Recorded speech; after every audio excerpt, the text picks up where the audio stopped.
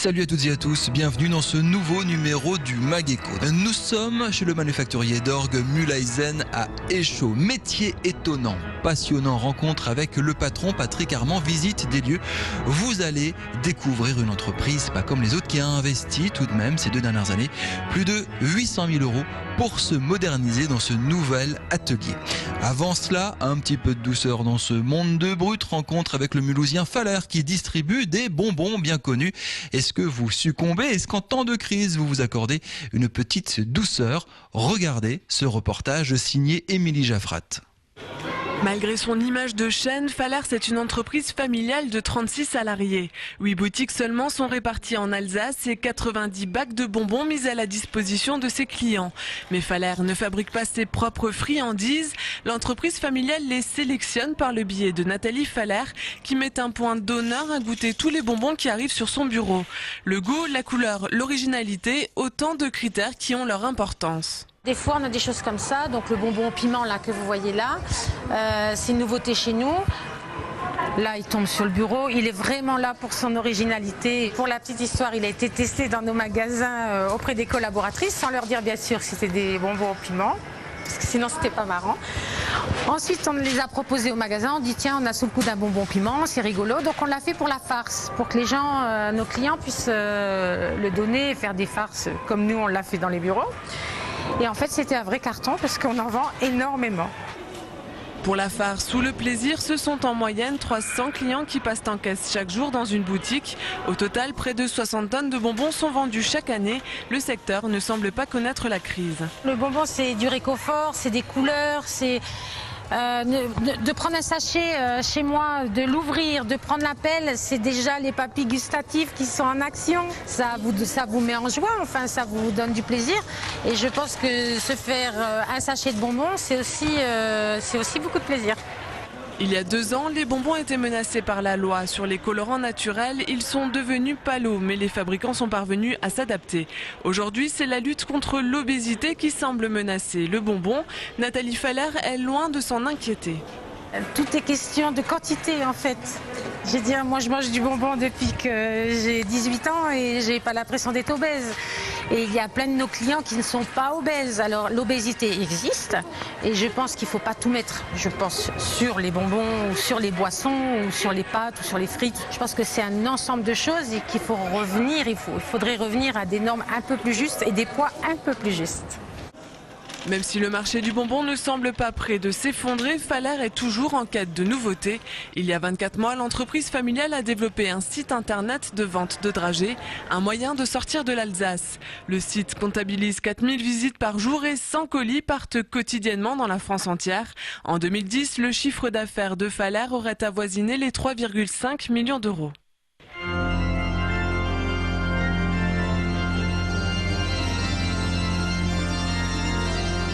Nous sommes chez le manufacturier d'orgue Mühlhausen à Échaud. L'entreprise a 70 ans, les locaux sont ultra modernes, mais par contre ici, on touche, on travaille, on modernise du patrimoine et c'est assez exceptionnel, vous allez le voir. Je vous présente Patrick Armand. Bonjour, vous êtes le patron de cette entreprise, une dizaine de salariés, c'est ça? Oui, 13 salariés en tout, y compris l'administratif. C'est pas un métier comme un autre manufacturier d'orgue. Il y a du talent, il y a de l'art, il y a du patrimoine au bout. Vous êtes en métier d'art?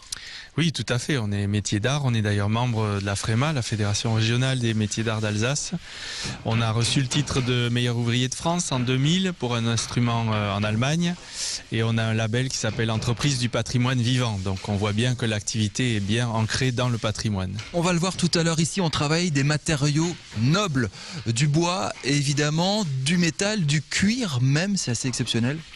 Oui, c'est ça, vous avez dit, du bois massif, de l'étain, du plomb pour les alliages pour la tuyauterie, du cuir, du papier, ça fait appel à de la mécanique aussi pour les transmissions, beaucoup de secteurs. Et puis pour les instruments plus récents, plus contemporains, il y a même de l'électronique et de l'informatique. Comment ça marche en orgue? Ça marche avec de l'air. Donc la matière première du facteur d'orgue, c'est l'air. Il faut maîtriser ce qu'on appelle le vent chez nous dans la profession. Donc on a soit une turbine pour les orgues modernes, donc un ventilateur électrique, ou des pompes qu'on actionne à la main ou au pied, comme à l'époque.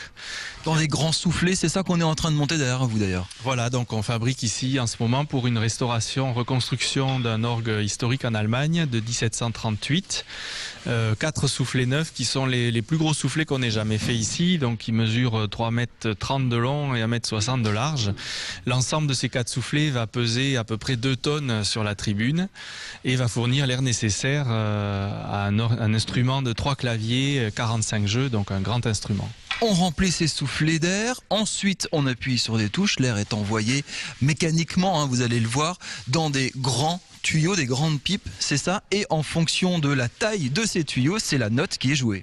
Voilà, c'est ça, donc il y a des grands tuyaux pour les sons graves qui peuvent faire 5 mètres de long. L'orgue est l'instrument au monde qui donne la plus grande note de grave, c'est bien ça? Oui, la plus grave et la plus aiguë aussi. Les plus petits tuyaux, la partie sonore ne fait que quelques millimètres, alors que les plus grands font plus de 5 mètres. Tout, évidemment, est fait à la main. Vous insistez beaucoup là-dessus, de la plus petite pièce au plus grand tuyau, vous faites tout ici à Échaud. Oui, toutes les pièces sont fabriquées ici, y compris... Usinage, on coule même le métal ici. Voilà, y compris le métal, c'est ce que j'allais dire. On a une fonderie où on fabrique nos alliages exactement comme on les veut, en copie éventuellement d'alliages anciens. On ponce, on coupe, on est en train de monter ces fameux soufflets. Ça va être combien d'heures de boulot par exemple pour monter l'orgue sur lequel vous êtes en train de travailler? Alors l'orgue de Marine Musser, ça représente à peu près 16 000 heures de travail, depuis le démontage de l'ancien instrument jusqu'à la dernière touche d'accordage. Donc ça s'étale sur 2 années, 2 bonnes années de travail pour pratiquement toute l'entreprise. Et c'est un marché de plusieurs centaines de milliers d'euros pour vous? Tout à fait, oui. C'est pratiquement 900 000 euros qui correspondent à ces 16 000 heures de travail.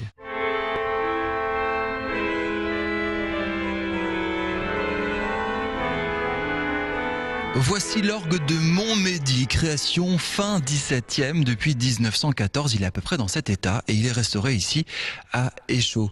Patrick, il a des dimensions assez étonnantes, assez importantes et encore c'est pas le plus grand que vous ayez fait. Grosse machine.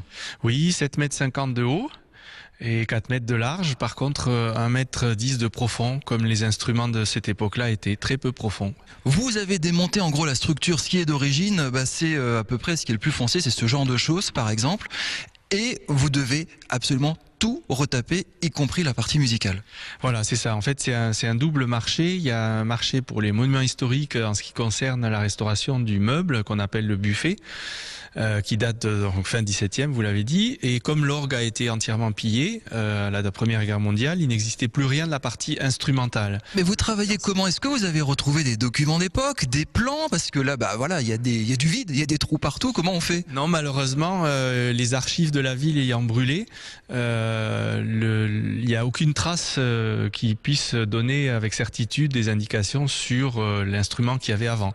Donc il a fallu recréer, imaginer dans le volume évidemment défini et sans toucher à la structure du buffet qui est classé monument historique, redéfinir un instrument qui va prendre place de façon harmonieuse dans cette boiserie. On vous demande de ne surtout pas supprimer ces graffitis, c'est l'exigence des monuments historiques. Ça fait partie des meubles. Les graffitis doivent être absolument conservés, ce qui a donné des difficultés complémentaires pour la restauration des boiseries, puisque quand on a inséré des nouvelles pièces, on n'avait pas le droit de poncer ou de racler, sinon on détruisait ce qu'il y avait à côté. Donc si vous effacez le J de Joseph, vous faites taper sur les doigts par l'architecte. Les monuments historiques. Oui, tout à fait, oui. Est-ce que vous allez fabriquer, rénover des orgues partout en Europe? Quels sont vos marchés pour une petite entreprise comme la vôtre? Alors effectivement, vu la durée des travaux et puis l'importance de ces chantiers, il faut qu'on aille chercher du travail. Ça par exemple c'est livraison 2013 en gros. Tout à fait, oui, 2013 quand l'église sera restaurée. Et en attendant, il faut chercher du marché ailleurs. Voilà, il faut travailler ailleurs. Donc on travaille en Westphalie, en Allemagne. On travaille pour l'Autriche, pour un particulier. On travaille aussi en Suisse. Voilà, ça c'est nos marchés principaux. Et puis on a déjà à l'occasion vendu des petits instruments neufs au Japon.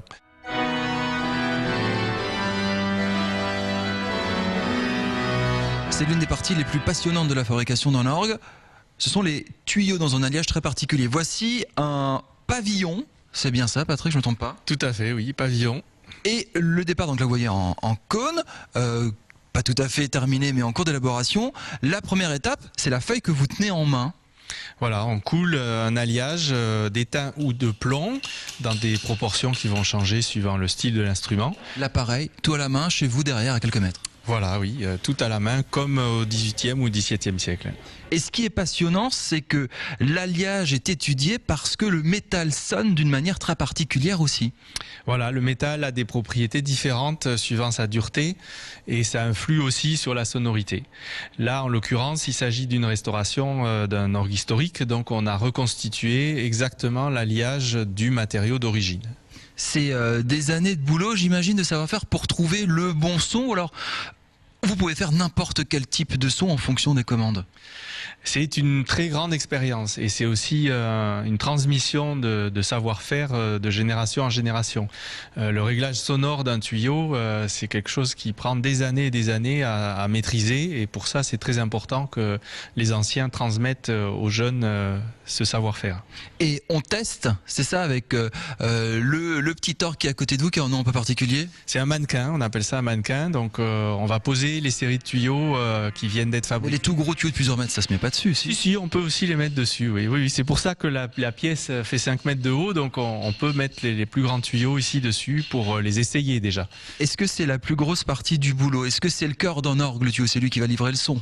Oui, bien sûr, mais tout concourt dans un instrument à contribuer à faire un bel instrument. C'est-à-dire, ça commence par la soufflerie. Si la qualité du vent n'est pas bonne, l'harmoniste aura beau régler ses tuyaux de la meilleure façon, le son final sera pas aussi bien. La mécanique est très importante aussi. L'organiste doit pouvoir maîtriser parfaitement la production du son grâce aux gestes qu'il fait sur le clavier. Les sommiers donc, qui distribuent l'air aux tuyaux, s'ils ne sont pas parfaitement étanches, l'accordage des tuyaux va changer en fonction des saisons et donc vous aurez des saisons où l'orgue sera juste et d'autres où il sera faux.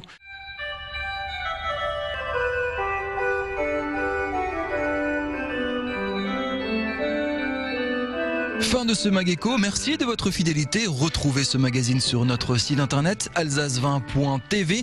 La semaine prochaine, c'est Julie Roth qui vous fera découvrir les entreprises alsaciennes. À très bientôt, salut!